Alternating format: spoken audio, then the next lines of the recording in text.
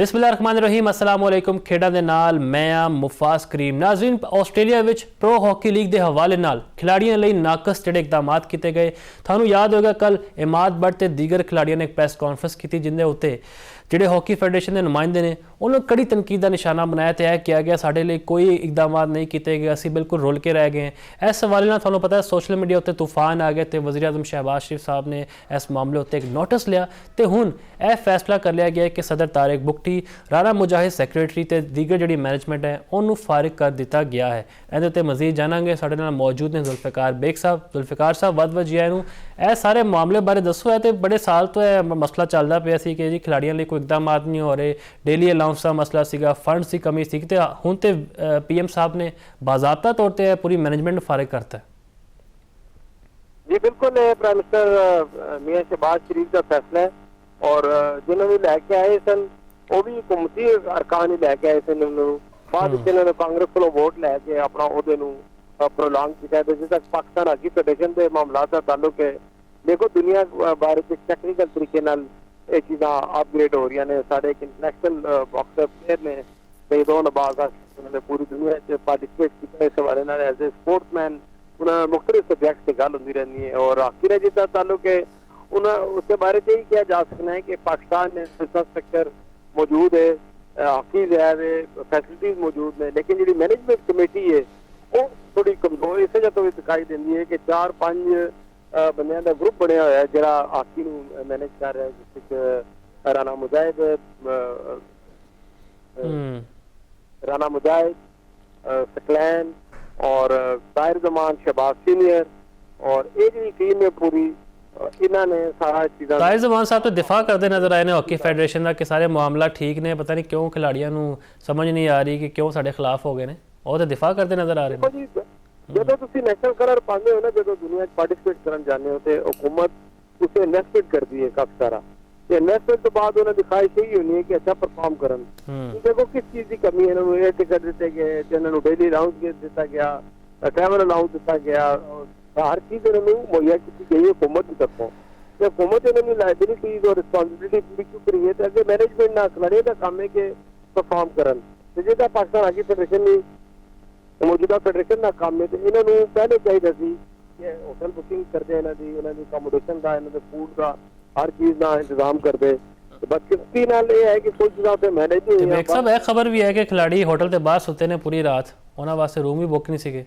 है भी कोई खबर सदाकत है डेफिनेटली ये गल सही है। 12-13 घंटे की फ्लाइट थी पहले तो थाईलैंड गए, थाईलैंड तो बाद फिर सिडनी उतरे और उस बाद इन्होंने ना कोई रिसीव करने वाला सी ते ना कोई इन्होंने अकोमोडेशन का इंतजाम सी। काफी देर एयरपोर्ट से रुकने तो बाद जो पाकिस्तानी कम्यूनिटी या पाकिस्तानी प्लेयर फार्मर जो आस्ट्रेलिया मुकीम ने उन्होंने रब्ता किया तो BRB के जरिए उन्होंने कमरे बुक किए।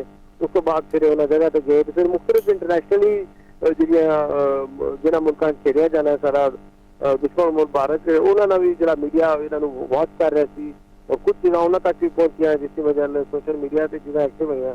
तो फिर मामले मजबूरी पाकिस्तान क्रिकेट बोर्ड ने जो पाकिस्तान हॉकी फेडरेशन जो हुकाम उन्होंने एक्टिव हुए और जो हॉकी के प्लेयर्स उन्होंने उस पर एतराज़ भी किया, उन्होंने अपने एतराज़ात फेडरेशन ने भी दसे। तो फेडरेशन का काम सी कि इन्होंने सारी चीज़ों को पहले मैनेज करते थे। कैंप लगा, कैंप के अंदर भी एतराज़ थी। तो पहले माजी भी अगर देखा जाए तो प्लेयर यही कहने होने सन कि चने चावल खेल के वर्ल्ड कप नहीं जीता जा सकना और आलू खा के या इस तरह की चीज़ें खा के या पूरी न्यूट्रिशन होनी है और मुख्तलिफ प्लेयर भी उन्होंने एतराज़ किया। बेग साहब फंड्स की जो मसला मसाइल चलते पे सी 25 करोड़ दिता गया सी हुकूमत जानब तो उनका भी एहतसाब होएगा कोई अकाउंटेबिलिटी वगैरह किवें दी खबरां हैं कि कित्थे गया खिलाड़ियों नूं लभे ने या कित्थे लाए गए ने।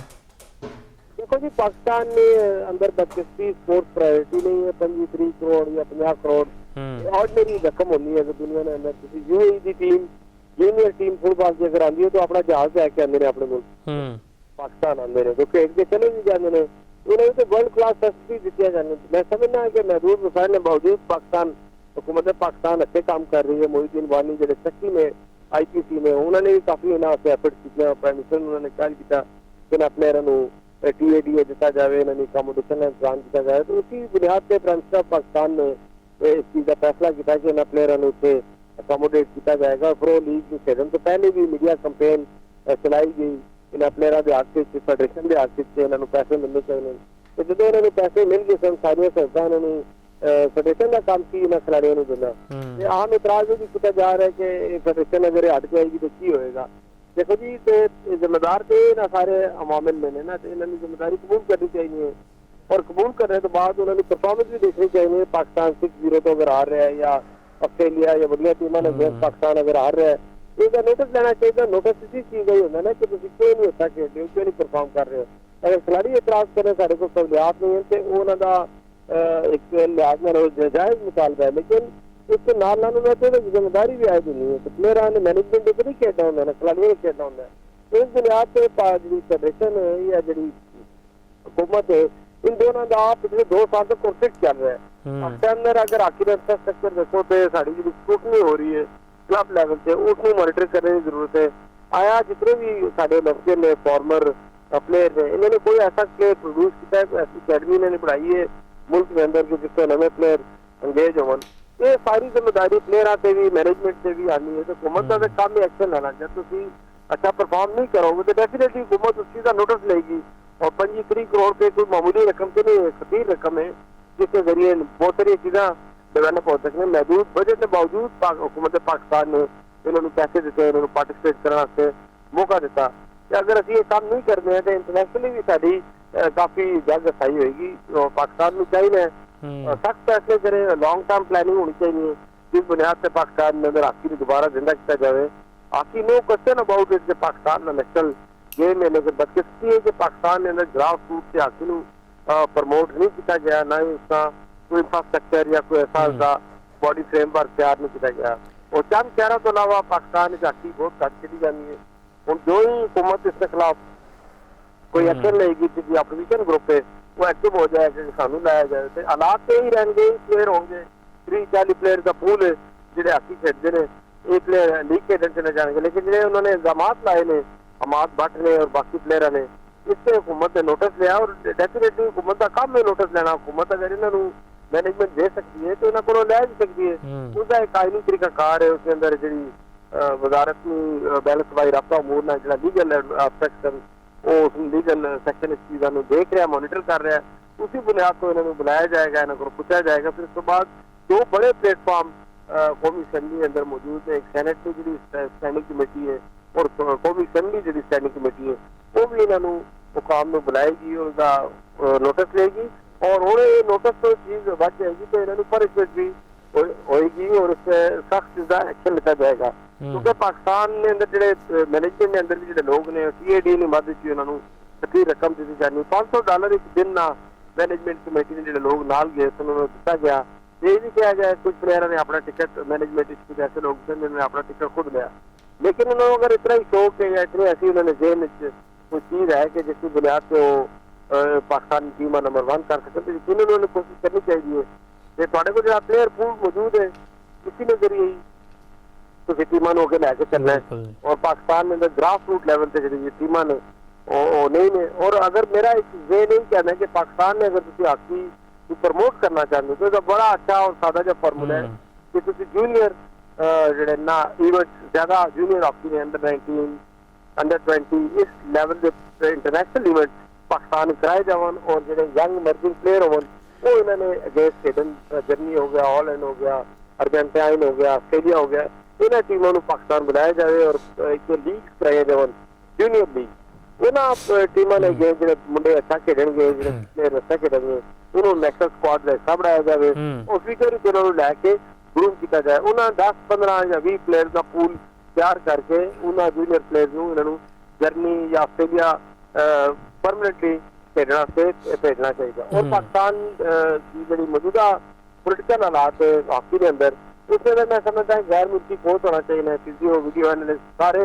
Professional team government of Pakistan लेके आए। बायलैटरल असाने 25-26 मुल्कों नाल एग्रीमेंट ने तो जिस मुल्क के जैसा कोई कोच है तो बायलैटरल एग्रीमेंट के तहत वो कोच किसी पाकिस्तान मंगा सकते हो, जिस वॉलीबॉल किसी मंगाते हो, क्रिकेट मंगाते हो। क्रिकेट का एक अपना इंफ्रास्ट्रक्चर है बड़ा मजबूत है क्योंकि ICC और एशियन स्पॉन्सर के जरिए उन्होंने खतीर रकम मिलती है ब्रांडिंग के हवाले ना मुख्तलिफ ब्रॉडकास्टिंग राइट्स के हवाले ना। तो पाकिस्तान के अंदर एक पाकिस्तान हॉकी लीग ने इनकाद किया जाए तो जूनियर सतह जो इंटरनेशनल इवेंट्स वो ऑर्गेनाइज किए जाए। जी ਬਿਲਕੁਲ ਜੀ, ਸਾਡੀ ਵੀ ਦੁਆ ਹੈ ਕਿ ਹਾਕੀ ਸਾਡੀ ਤਰੱਕੀ ਕਰੇ। ਸਾਡਾ ਕੌਮੀ ਖੇਡ ਹੈ, ਤੁਹਾਨੂੰ ਪਤਾ ਹੈ ਅਸੀਂ ਗ੍ਰਾਸ ਰੂਟ ਤੇ ਕੋਈ ਵੀ ਤਵੱਜੋ ਨਹੀਂ ਦਿੰਦੇ, ਲੇਕਿਨ ਹੁਣ ਉਮੀਦ ਹੈ ਜਿਹੜੀ ਵੀ ਫੈਡਰੇਸ਼ਨ ਹੈਗੀ ਆ ਮਾਮਲਾਤ ਵੇਖੇਗੀ ਤੇ ਖਿਲਾੜੀਆਂ ਉੱਤੇ ਇਨਵੈਸਟਮੈਂਟ ਕਰੇਗੀ। ਤੇ ਬਹੁਤ ਬਹੁਤ ਸ਼ੁਕਰੀਆ ਬੇਗ ਸਾਹਿਬ ਤੁਹਾਡੇ ਵਕਤ ਦਾ। ਇੱਥੇ ਫਿਲਹਾਲ ਇੱਕ ਬ੍ਰੇਕ ਲੈਂਦੇ ਹਾਂ, ਬ੍ਰੇਕ ਤੋਂ ਬਾਅਦ ਵਾਪਸ ਹਾਜ਼ਰ ਹੋਣਾ।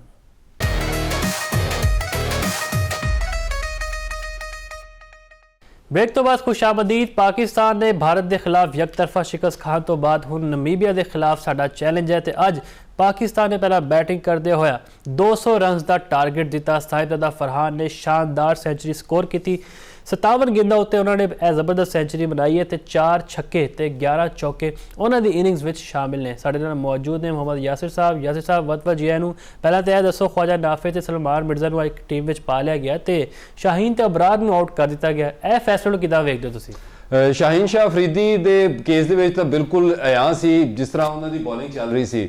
ਤਿੰਨੋਂ T20 ਮੁਕਾਬਲੇ ਦੇ ਵਿੱਚ ਉਹਨਾਂ ਦਾ ਬੋਲ ਹੀ ਨਹੀਂ ਗਿਰ ਰਿਹਾ ਸੀ। ਫਾਸਟ ਬੋਲ ਉਹਨਾਂ ਨੂੰ ਗੋਡੇ ਲਗਾ ਕੇ ਜਦੋਂ ਛੱਕੇ ਲਗਾ ਰਹੇ ਹੋਣ ਔਰ ਜਿਸ ਤਰ੍ਹਾਂ ਉਹਨਾਂ ਨੇ ਸ਼ਾਰਟ ਪਿਚ ਬੋਲ ਕੀਤੀ ਤੇ ਫਰੰਟ ਫੁੱਟ ਦੇ ਉੱਤੇ ਛੱਕੇ ਲੱਗ ਰਹੇ ਹੋਣ, ਬੋਲ ਰਾਈਟ ਏਰੀਆਜ਼ ਦੇ ਵਿੱਚ ਨਾ ਗਿਰ ਰਿਹਾ ਹੋਵੇ, ਤੇ ਮੈਂ ਪਹਿਲਾਂ ਕਹਿ ਰਿਹਾ ਸੀ ਕਿ ਸ਼ਾਹੀਨ ਨੂੰ ਖੁਦ ਚਾਹੀਦਾ ਕਿ ਉਹ ਜਿਹੜਾ ਨਾ ਬੈਠ ਜਾਣ ਤੇ ਸਲਮਾਨ ਮਿਰਜ਼ਾ ਨੂੰ ਕਹਿਣ ਕਿ ਉਹ ਖੇਲਣ। ਔਰ ਸਲਮਾਨ ਮਿਰਜ਼ਾ ਦਾ ਰਾਈਟ ਚੁਆਇਸ ਹੈ। ਪਿਛਲਾ 1 ਸਾਲ ਪੂਰਾ ਉਹਨਾਂ ਦਾ ਦੇਖ ਲਓ ਤੇ ਜਦੋਂ ਪਾਕਿਸਤਾਨ ਨੂੰ ਵਿਕਟਾਂ ਚਾਹੀਦੀਆਂ ਹੋਣ ਜਾਂ ਰਨਸ ਰੋਕਣੇ ਹੋਣ ਤੇ ਇੱਕ ਖੋਚਲ ਬੋਲਰ ਨਹੀਂ ਜਿਹਨੂੰ ਕਹਿੰਦੇ ਪੰਜਾਬੀ ਦੇ ਵਿੱਚ, ਉਹ ਲੱਗਦਾ ਹੈ। ਸਲੋਅਰ ਵਨ ਅੱਛਾ ਹੈ, ਪੇਸ 140 ਦੇ ਕੋਲ ਹੈ, ਨੇ ਬਾਲ ਦੇ ਨਾਲ ਜਿਸ ਤਰ੍ਹਾਂ ਅਸੀਂ ਪ੍ਰੇਮਾ ਦਾਸਾ ਦੇ ਵਿੱਚ ਦੇਖਿਆ ਸੀ ਕਿ ਹਾਰਦਿਕ ਪਾਂਡਿਆ ਤੇ ਉਹਦੇ ਨਾਲ ਜਿਹੜਾ ਹਾਰਦਿਕ ਪਾਂਡਿਆ ਦੇ ਨਾਲ ਦੂਸਰੇ ਜਿਹੜੇ ਜਸਪ੍ਰੀਤ ਬੁਮਰਾਹ, ਉਹਨਾਂ ਦੀ ਜਿਹੜੀ ਸੀਮ ਔਰ ਸਵਿੰਗ ਨਜ਼ਰ ਆਈ ਸੀ ਤੇ ਉਹੀ ਚੀਜ਼ ਜਿਹੜੀ ਹੈ ਨਾ ਦੇਖ ਸਕਦੇ ਅਸੀਂ ਸਲਮਾਨ ਮਿਰਜ਼ਾ ਤੋਂ। ਖਵਾਜਾ ਨਾਫੇ ਨੂੰ ਟੀਮ ਦੇ ਵਿੱਚ ਇਨ ਕੀਤਾ ਔਰ ਅਬਰਾਰ ਨੂੰ ਜਿਹੜਾ ਨਾ ਡ੍ਰੌਪ ਕੀਤਾ। ਅਬਰਾਰ ਨੂੰ ਦੇਖੋ ਇੱਕ ਵੱਖਰੀ ਦੁਨੀਆ ਅਬਰਾਰ ਦੀ, ਇੱਕ ਸਾਇਮ ਦੀ ਦੁਨੀਆ ਹੈ। ਸਾਇਮ ਅਯੂਬ ਫੇਲ ਹੁੰਦਾ ਹੈ, ਏਸ਼ੀਆ ਕੱਪ ਦੇ ਵਿੱਚ ਵੀ ਫੇਲ ਹੁੰਦਾ ਹੈ, 6 ਅੰਡੇ ਖਾਂਦਾ ਹੈ ਲੇਕਿਨ ਟੀਮ ਦੇ ਵਿੱਚ ਰਹਿੰਦਾ ਹੈ। ਇਸ ਵਰਲਡ T20 ਦੇ ਵਿੱਚ ਦੇਖ ਲਓ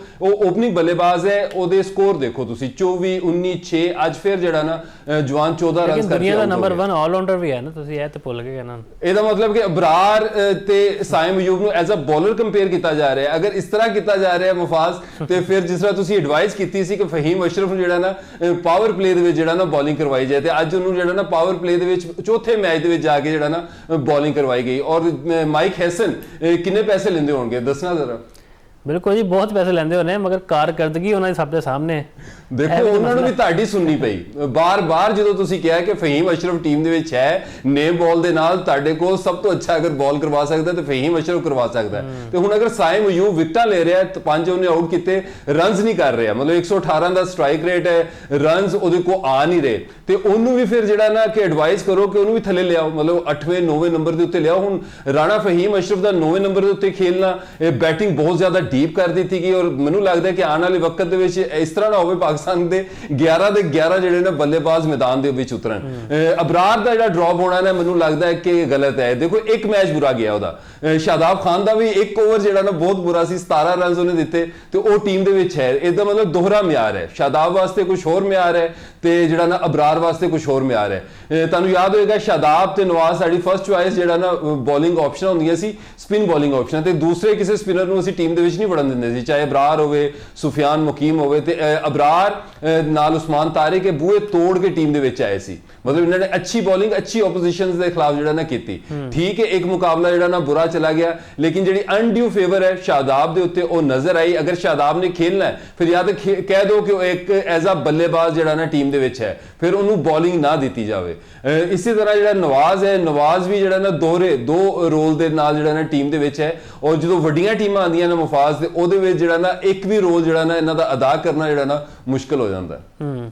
ਬਿਲਕੁਲ। ਤੇ ਸਾਹਿਬਜ਼ਾਦਾ ਫਰਹਾਨ ਬਾਰੇ ਤੁਹਾਡਾ ਕੀ ਖਿਆਲ ਹੈ? ਬੜੀ ਸ਼ਾਨਦਾਰ ਸੈਂਚਰੀ ਉਹਨਾਂ ਬਾਰੇ ਤੇ ਇਹ ਕਿਹਾ ਜਾ ਰਿਹਾ ਸੀ ਕਿ ਉਹਨਾਂ ਨੂੰ ਟੀਮ ਤੋਂ ਕੱਢ ਦਿਓ ਤੇ ਫਖਰ ਜ਼ਮਾਨ ਨੂੰ ਲਿਆਓ, ਲੇਕਿਨ ਉਹਨਾਂ ਨੇ ਵੀ ਆਪਣੀ ਸ਼ਾਨਦਾਰ ਪਰਫਾਰਮੈਂਸ ਨਾਲ ਸਭ ਨੂੰ ਖਾਮੋਸ਼ ਕਰਵਾ ਦਿੱਤਾ। ਉਹ ਆਇਨਸਟਾਈਨ ਨੂੰ ਜਿਹੜਾ ਨਾ ਸਲਾਮ ਹੈ, ਪਤਾ ਨਹੀਂ ਸ਼ਾਇਦ ਮੇਰਾ ਖਿਆਲ ਹੈ ਕਿ ਸੋਸ਼ਲ ਮੀਡੀਆ ਦੇ ਉੱਤੇ ਵਿਊਜ਼ ਹਾਸਲ ਕਰਨ ਵਾਸਤੇ ਜਿਹੜਾ ਨਾ ਇਸ ਤਰ੍ਹਾਂ ਦੀਆਂ ਖਬਰਾਂ ਉਹ ਜਾਂ ਖਾਹਿਸ਼ ਹੁੰਦੀ ਹੈ ਕਿ ਇਸ ਤਰ੍ਹਾਂ ਹੋ ਜਾਏ ਤੇ ਕਿੱਡਾ ਮਜ਼ਾ ਆਏ, ਤੇ ਫਿਰ ਅਸੀਂ ਜਿਹੜਾ ਪਾਕਿਸਤਾਨ ਦੀ ਟੀਮ ਡਿੱਗੀ ਆਫਟਰ ਇੰਡੀਆ ਮੈਚ ਤੇ ਉਹਨੂੰ ਮਜ਼ੀਦ ਜਿਹੜਾ ਨਾ ਡਿਗਾਇਆ ਜਾਏ। ਕੋਈ ਵੀ ਅਗਰ ਬੰਦਾ ਜਿਹਦੀ ਕਾਮਨ ਸੈਂਸ ਹੈ, ਕ੍ਰਿਕਟ ਸਿਰਫ ਦੇਖਦਾ ਹੈ, ਉਹਨੂੰ ਪਤਾ ਹੈ 47 73 ਉਸ ਤੋਂ ਬਾਅਦ 1-0 ਆਇਆ ਅਗੇਂਸਟ ਇੰਡੀਆ ਤੇ ਅੱਜ ਸ਼ਾਨਦਾਰ ਸੈਂਚਰੀ। ਔਰ 2014 ਤੋਂ ਬਾਅਦ ਸਾਹਿਬਜ਼ਾਦਾ ਫਰਹਾਨ ਨੇ ਵਰਲਡ T20 ਦੇ ਵਿੱਚ ਮਤਲਬ ਅਹਿਮਦ ਸ਼ਹਜ਼ਾਦ ਨੇ ਕੀਤੀ ਸੀ ਅਗੇਂਸਟ ਬੰਗਲਾਦੇਸ਼ ਔਰ ਹਾਈਐਸਟ ਟੋਟਲ ਹੈ ਹਜੇ ਤੱਕ ਵੀ ਪਾਕਿਸਤਾਨ ਦਾ 205 ਟੀਮ ਦਾ ਜਿਹੜਾ ਮਜਮੂਆ ਹੈ। ਉਸ ਤੋਂ ਬਾਅਦ ਇਹ ਸੈਕੰਡ ਹਾਈਐਸਟ ਹੋ ਗਿਆ, ਅੱਜ 199 ਪਾਕਿਸਤਾਨ ਨੇ ਬੋਰਡ ਦੇ ਉੱਤੇ ਲਾਇਆ, 200 ਦਾ ਟਾਰਗੇਟ ਹੈ ਔਰ ਪਹਿਲੀ T20 ਸੈਂਚਰੀ ਹੈ ਜਿਸ 'ਚ 11 ਚੌਕੇ 4 ਛੱਕੇ, ਬਹੁਤ ਹੀ ਅੱਛਾ ਔਰ ਜ਼ਬਰਦਸਤ ਉਹਨਾਂ ਨੇ ਡਿਸਪਲੇ ਸ਼ੋ ਕਰਵਾਇਆ ਜਿਹੜਾ T20 ਗੇਮ ਦੇ ਵਿੱਚ। ਜਿਸ ਤਰ੍ਹਾਂ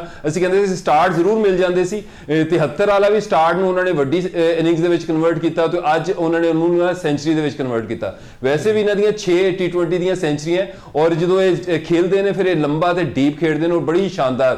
ਫਿਰ ਸਲਮਾਨ ਅਲੀ ਆਗਾ ਕਪਤਾਨ ਦੇ ਬੱਲੇ ਦੇ ਵਿੱਚੋਂ ਵੀ ਰਨਸ ਆਏ, 23 ਬਾਲਾਂ 'ਚ 38। ਸ਼ਾਦਾਬ ਨੇ ਵੀ ਜਿਹੜਾ ਨਾ ਥੱਲੇ 22 ਗੇਂਦਾਂ ਦੇ ਵਿੱਚ ਜਿਹੜਾ ਨਾ 38 ਸਕੋਰ ਕੀਤਾ। ਜਿਸ ਤਰ੍ਹਾਂ ਅਗੇਂਸਟ USA ਮਤਲਬ ਛੋਟੀਆਂ ਟੀਮਾਂ ਜਾਂ ਮਿਨੋਜ਼ ਦੇ ਖਿਲਾਫ ਜਿੱਥੇ ਬੋਲਿੰਗ ਉਸ ਕੈਲੀਬਰ ਦੀ ਨਹੀਂ ਹੁੰਦੀ, ਫਿਰ ਸ਼ਾਦਾਬ ਦੇ ਬੱਲੇ 'ਚ ਵੀ ਰਨਸ ਆਉਂਦੇ ਨੇ। ਤੇ ਫਖਰ ਜ਼ਮਾਨ ਬਾਰੇ ਤੁਹਾਡਾ ਕੀ ਖਿਆਲ ਹੈ? ਇਹ ਕਿਹਾ ਜਾਂਦਾ ਕਿ ਵੱਡੇ ਮੈਚ ਦੇ ਵੱਡੇ ਖਿਡਾਰੀ ਨੇ, ਸੋਸ਼ਲ ਮੀਡੀਆ ਉੱਤੇ ਵੀ ਤੂਫਾਨ ਹੈ ਕਿ ਜਦੋਂ ਤੁਸੀਂ ਖਿਲਾਣਾ ਹੀ ਨਹੀਂ ਹੈਗਾ ਤੇ ਸਕੁਆਡ ਵਿੱਚ ਕਿਉਂ ਸ਼ਾਮਿਲ ਕੀਤਾ? ਤੇ ਦੂਜੇ ਪਾਸੇ ਅਸੀਂ ਵੇਖੀਏ ਉਹਨਾਂ ਨੂੰ ਤਿੰਨੋਂ ਮੈਚਾਂ ਦੇ ਵਿੱਚ ਮੌਕਾ ਨਹੀਂ ਦਿੱਤਾ ਗਿਆ ਤੇ ਹੁਣ ਅਸੀਂ ਸਿਰਫ ਉਹਨਾਂ ਨੂੰ ਇੱਕ ਅੱਧੇ ਮੈਚ ਵਾਸਤੇ ਰੱਖਿਆ ਇਸ ਪੂਰੇ ਇਵੈਂਟ ਵਿੱਚ। ਇਹਦੇ ਵਿੱਚ ਵੀ ਤੁਹਾਨੂੰ ਜਿਹੜਾ ਨਾ ਮਾਈਕ ਹੈਸਨ ਨੂੰ ਜਿਹੜਾ ਨਾ ਕਨਵਿੰਸ ਕਰਨਾ ਪਏਗਾ ਕਿ ਇੱਕ ਰੋਲ ਜਿਹੜਾ ਪ੍ਰੋਫੈਸ਼ਨਲ ਦਾ ਰੋਲ ਹੁੰਦਾ ਨਾ ਉਹ ਪ੍ਰੋਫੈਸ਼ਨਲੀ ਕਰ ਸਕਦਾ ਹੈ। ਦੋ ਪਲੇਅਰ ਪਾਕਿਸਤਾਨ ਕੋ ਐਸੇ ਖੇਲ ਰਹੇ ਨੇ ਜਿਹੜੇ ਕਿ ਜੈਨੂਇਨ ਆਪਣੀ ਜਿਹੜੀ ਇੱਕ ਚੀਜ਼ ਦੀ ਵਜ੍ਹਾ ਨਾਲ ਖੇਲ, ਇੱਕ ਸਲਮਾਨ ਮਿਰਜ਼ਾ ਆਪਣੀ ਫਾਸਟ ਬੋਲਿੰਗ ਦੇ ਨਾਲ ਇਸ ਟੀਮ ਦੇ ਵਿੱਚ ਹੈ ਔਰ ਦੂਸਰਾ ਜਿਹੜਾ ਨਾ ਸਾਹਿਬਜ਼ਾਦਾ ਫਰਹਾਨ ਹੈ। ਬਾਬਰ ਆਜ਼ਮ ਜਿਹੜਾ ਨੇ ਆਪਣੀ ਰੈਪੂਟੇਸ਼ਨ ਦੇ ਉੱਤੇ ਜਿਹੜਾ ਨੇ ਟੀਮ ਦੇ ਵਿੱਚ ਨੇ ਉਹਨਾਂ ਨੂੰ ਇੱਕ ਮਖਸੂਸ ਰੋਲ ਦਿੱਤਾ ਗਿਆ ਜਿਹਦੀ ਅੱਜ ਨੌਬਤ ਨਹੀਂ ਆਈ ਕਿ ਤੁਹਾਡੇ ਇਰਦ ਗਿਰਦ ਜਿਹੜਾ ਨਾ ਛੱਕੇ ਚੌਕੇ ਲੱਗਣਗੇ, ਬਸ ਤੁਸੀਂ ਆਊਟ ਨਹੀਂ ਹੋਣਾ। ਤੇ ਫਿਰ ਉਹਨਾਂ ਦਾ ਵੀ ਦਿਲ ਕਰਦਾ ਕਿ ਉਹ ਵੀ ਜਿਹੜੇ ਨਾ ਛੱਕੇ ਚੌਕੇ ਲਾਣ। ਤੇ ਜਿਹੜਾ ਫਖਰ ਜ਼ਮਾਨ ਹੈ ਹੁਣ ਦੇਖੋ ਜਿਸ ਤਰ੍ਹਾਂ ਦੀ ਪਰਫਾਰਮੈਂਸ ਚੱਲ ਰਹੀ ਹੈ ਸਾਇਮ ਅਯੂਬ ਦੀ ਓਪਨਿੰਗ ਦੇ ਉੱਤੇ ਤੇ ਇਸੇ ਤਰ੍ਹਾਂ ਦੀ ਇਹਨਾਂ ਦੀ ਚੱਲ ਰਹੀ ਸੀ ਏਸ਼ੀਆ ਕੱਪ ਦੇ ਵਿੱਚ ਵੀ, ਇਸ ਤੋਂ ਵੀ ਜ਼ਿਆਦਾ ਬੁਰੀ ਸੀ, ਹੁਣ ਵੀ ਬਹੁਤ ਜ਼ਿਆਦਾ ਬੁਰੀ ਹੈ। ਅਗਰ ਤੁਸੀਂ ਛੋਟੇ ਸਕੋਰ ਕਰੋਗੇ, ਅੱਜ ਵੀ ਜਿਸ ਤਰ੍ਹਾਂ 14 ਸਕੋਰ ਕੀਤਾ, ਇਹਦਾ ਨਾ ਤੁਹਾਨੂੰ ਫਾਇਦਾ ਹੈ ਨਾ ਟੀਮ ਨੂੰ ਫਾਇਦਾ ਹੈ। ਮਤਲਬ ਤੁਸੀਂ ਪਾਵਰ ਪਲੇ ਦਾ ਜਿਹੜਾ ਮਜ਼ਾ ਹੁੰਦਾ ਹੈ ਜਾਂ ਪਾਵਰ ਪਲੇ ਦੀ ਜਿਹੜੀ ਯੂਟਿਲਾਈਜੇਸ਼ਨ ਹੁੰਦੀ ਹੈ ਉਹ ਵੀ ਨਹੀਂ ਕਰ ਪਾ ਰਹੇ। ਤੇ ਤੁਸੀਂ ਫਖਰ ਜ਼ਮਾਨ ਨੂੰ ਟੀਮ ਦੇ ਵਿੱਚ ਕਿਉਂ ਨਹੀਂ ਮਤਲਬ ਖਿਲਾਉਂਦੇ? ਤੁਸੀਂ ਇੱਕ ਐਸਾ ਪਲੇਅਰ ਜਿਨੇ ਕਿ ਪਾਕਿਸਤਾਨ ਨੂੰ ਹਮੇਸ਼ਾ ਵੱਡੀ ਓਕੇਜਨ ਦੇ ਉੱਤੇ, ਚਾਹੇ ਉਹ 2017 ਚੈਂਪੀਅਨਸ ਟਰਾਫੀ ਹੋਵੇ, ਅਗਰ ਰੀਸੈਂਟ ਦੀ ਵੀ ਗੱਲ ਕਰੋ ਏਸ਼ੀਆ ਕੱਪ ਦਾ ਜਿਹੜਾ ਫਾਈਨਲ ਸੀ ਉਹ 'ਚ ਉਹਨੇ 46 ਸਕੋਰ ਕੀਤਾ, ਜਿਹੜਾ ਪਾਕਿਸਤਾਨ 147 ਫਾਈਨਲ ਦੇ ਵਿੱਚ ਲਾਇਆ ਸੀ, ਉਹਦੇ ਵਿੱਚ ਸਾਹਿਬਜ਼ਾਦਾ ਫਰਹਾਨ ਤੇ ਫਖਰ ਜ਼ਮਾਨ ਦਾ ਹੀ ਸਕੋਰ ਸੀ। ਫਿਰ ਤੁਸੀਂ ਅਗਰ 2023 ਦੀ ਗੱਲ ਕਰੋਗੇ ਅਗੇਂਸਟ ਨਿਊਜ਼ੀਲੈਂਡ ਤੋਂ ਹੁਣ ਯਾਦ ਆਇਆ ਜਿਹੜਾ ਉਹ 400 ਦਾ ਫੱਟਾ ਚੇਸ ਕਰਨ ਵਾਸਤੇ ਗਏ ਸੀ। ਪਾਕਿਸਤਾਨ ਦਾ ਪਹਿਲਾ ਹੀ ਮੁਕਾਬਲਾ ਅਗਰ ਪਾਕਿਸਤਾਨ ਦੀ ਟੀਮ ਕੁਆਲੀਫਾਈ ਕਰਦੀ ਹੈ ਸੁਪਰ 8 ਦੇ ਵਿੱਚ ਤੇ ਪਹਿਲਾ ਮੁਕਾਬਲਾ ਪਾਕਿਸਤਾਨ ਦਾ ਪ੍ਰੇਮਦਾਸਾ ਦੇ ਵਿੱਚ ਨਿਊਜ਼ੀਲੈਂਡ ਦੇ ਖਿਲਾਫ ਹੈ। ਔਰ ਨਿਊਜ਼ੀਲੈਂਡ ਦੇ ਖਿਲਾਫ ਚਾਹੇ ODI ਹੋਵੇ ਚਾਹੇ T20 ਹੋਵੇ, ਨਾ ਸਿਰਫ ਐਵਰੇजेस ਅੱਛੀ ਹੈ ਫਖਰ ਜ਼ਮਾਨ ਦੀ, ਬਲਕਿ ਫਖਰ ਜ਼ਮਾਨ ਦੀ ਜਿਹੜੀ ਸਟ੍ਰਾਈਕ ਰੇਟ ਹੈ ਉਹ ਵੀ ਹਾਈ ਹੈ। ਮਤਲਬ ਇੰਗਲੈਂਡ ਪਸੰਦ ਹੈ, ਨਿਊਜ਼ੀਲੈਂਡ ਪਸੰਦ ਹੈ ਕਿਉਂਕਿ ਫਖਰ ਜ਼ਮਾਨ ਨੂੰ ਪੇਸ ਪਸੰਦ ਹੈ। ਇੱਕ ਤਾਂ ਦੇਖੋ ਪ੍ਰੇਮਦਾਸਾ ਦੇ ਠੀਕ ਹੈ ਲੋ ਟਰਨਿੰਗ ਟਰੈਕਸ ਹੋਣਗੇ, ਇਸ ਸਾਊਦੀ ਸੈਟਨਰ, ਉਸ ਤੋਂ ਬਾਅਦ ਜੈਕਬ ਡਫੀ ਜਿਹੜਾ ਫਾਸਟ ਬੋਲਰ ਹੈ ਜਾਂ ਮੈਟ ਹੈਨਰੀ ਹੈ। ਨਿਊਜ਼ੀਲੈਂਡ ਤੁਸੀਂ ਗੱਲ ਕੀਤੀ, ਬਿਲਕੁਲ ਜ਼ਬਰਦਸਤ ਗੱਲ ਹੈ, ਲੇਕਿਨ ਤੁਹਾਨੂੰ ਯਾਦ ਹੋਏਗਾ ਕੱਲ ਉਹਨਾਂ ਨੇ ਕੈਨੇਡਾ ਦੇ ਖਿਲਾਫ 176 ਰਨ ਦਾ ਟਾਰਗੇਟ ਸਿਰਫ 2 ਵਿਕਟਾਂ ਨੁਕਸਾਨ ਉੱਤੇ ਪੂਰਾ ਕਰ ਲਿਆ। ਗਲੈਨ ਫਿਲਿਪਸ ਨੇ ਵੀ 76 ਰਨ ਬਣਾਏ ਤੇ 5 ਛੱਕੇ ਗਾਲਬਨ ਉਹਨਾਂ ਨੇ ਲਾਏ ਨੇ ਤੇ ਉਹ ਤੇ ਫਿਰ ਮਿਨੋਸ ਟੀਮਾਂ ਦੇ ਅੱਗੇ ਵੀ ਬੜਾ ਜ਼ਬਰਦਸਤ ਚੇਸ ਕਰਦੇ ਨੇ। ਅਸੀਂ ਤੇ ਨੈਦਰਲੈਂਡ ਦੇ ਖਿਲਾਫ ਬੜੇ ਮੁਸ਼ਕਿਲ ਨਾਲ ਜਿੱਤੇ ਨੇ, ਤੁਹਾਨੂੰ ਨਹੀਂ ਲੱਗਦਾ ਉਹਨਾਂ ਨੂੰ ਐਜ ਹਾਸਿਲ ਹੋਏਗਾ ਚੇਜ਼ਿੰਗ ਦਾ ਸਾਡੇ ਖਿਲਾਫ? ਮੁਫਾਜ਼ ਉਹਨਾਂ ਦੀ ਜਿਹੜੀ ਬੈਟਿੰਗ ਹੈ ਨਾ ਨਿਊਜ਼ੀਲੈਂਡ ਦੀ ਉਹ ਕਾਫੀ ਜ਼ਿਆਦਾ ਤਗੜੀ ਲੱਗਦੀ ਹੈ, ਜਿਵੇਂ ਫਿਲ ਐਲਨ ਹੈ, ਟਿਮ ਸਾਈਫਰਟ ਹੈ, ਗਲੈਨ ਫਿਲਿਪਸ ਹੈ, ਰਚਨ ਰਵਿੰਦਰਾ ਹੈ, ਉਹਨਾਂ ਨੇ ਕੱਲ ਵੀ ਸਕੋਰ ਕੀਤਾ, ਫਿਰ ਡੈਰਨ ਮਿਚਲ ਵੀ ਹੈ ਉਹਨਾਂ ਦੇ ਕੋਲ। ਤੇ ਬੈਟਿੰਗ ਦੇ ਵਿੱਚ ਜਿਹੜਾ ਨਾ ਕਾਫੀ ਜ਼ਿਆਦਾ ਤਗੜੀ ਲੱਗਦੀ। ਫਿਰ ਇਹਨਾਂ ਨੇ ਸਾਰੇ ਮੁਕਾਬਲੇ ਨਾ ਮੁਫਾਜ਼ ਇੰਡੀਆ ਦੇ ਵਿੱਚ ਖੇਲੇ। ਹੁਣ ਕੱਲ ਜਿਹੜਾ ਮੈਚ ਚੇਨਈ ਦੇ ਵਿੱਚ ਵੀ ਖੇਡਿਆ ਗਿਆ, ਉਹ 'ਚ ਵੀ ਤੁਸੀਂ ਦੇਖਿਆ ਕੈਨੇਡਾ ਦਾ ਜਿਹੜਾ ਬੱਲੇਬਾਜ਼ ਸੀ ਯੁਵਰਾਜ ਸਿੰਘ ਸਮਰਾ, ਉਹਨੇ ਵੀ ਅੱਛੀ ਹਿਟਿੰਗ ਕੀਤੀ, ਸੈਂਚੁਰੀ ਸਕੋਰ ਕੀਤੀ, ਲੇਕਿਨ ਪਿਚ ਦੇ ਵਿੱਚ ਨਾ ਬਾਲ ਜਿਹੜਾ ਬੱਲੇ ਦੇ ਉੱਤੇ ਕਾਫੀ ਅੱਛਾ ਆ ਰਿਹਾ ਸੀ।